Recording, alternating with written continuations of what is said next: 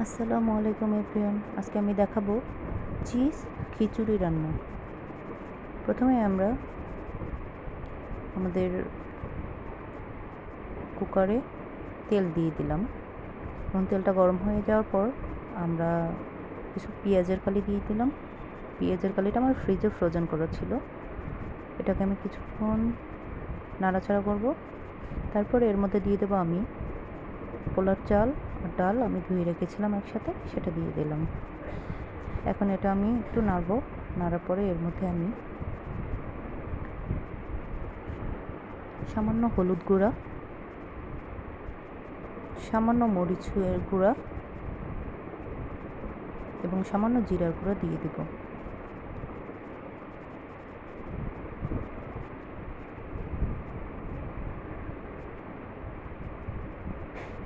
তারপরে এর মধ্যে আমি দিয়ে দিলাম গাজর কুচি, যেটা আমি ফ্রোজেন করে রাখা ছিল ফ্রিজে। এখন আমি সবগুলো উপকরণ একটু নাড়াচাড়া করব। একটু নাড়াচাড়া করে মিশিয়ে এর মধ্যে আমি মটরশুঁটি দিয়ে দিব। আমি মটরশুঁটিটা সেদ্ধ করে ফ্রিজে রেখে দিয়েছিলাম, সেটা কিছু পরিমাণ দিয়ে দিব আমরা খিচুড়ির ভিতরে। এখন এগুলো আমি একটু নাড়াচাড়া করব।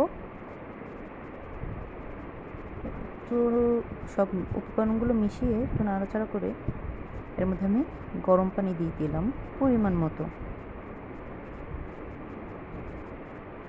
গরম পানিটা দেওয়ার পরে আমি একটু নাড়াচাড়া করে এর মধ্যে লবণ দিয়ে দিব পরিমাণ মতো। লবণটা দিয়ে একটু নেড়েচেড়ে আমি প্রেসার কুকারে ঢাকনাটা লাগিয়ে দিব। ম্যাক্সিমাম আমি 2 থেকে 3টা সিটি দিব। দেওয়ার পরে আমাদের খিচুড়িটা ডান হয়ে যাবে। 3টা সিটি হয়ে গেছে। এবার আমরা খিচুড়িটা খুলব।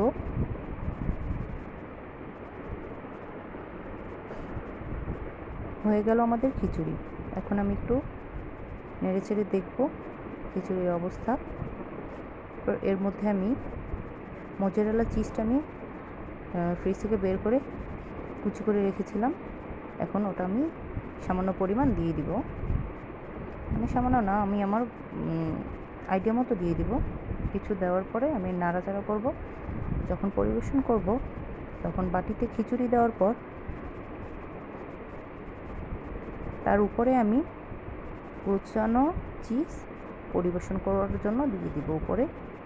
এবং এটা যেহেতু গরম গরম, চিজ দেওয়ার পর ওটা যখন চামচ দিয়ে মাখানো হবে বা হাত দিয়ে, তখন এটা এমনি গলে যাবে, মিশে যাবে খিচুড়ির সাথে।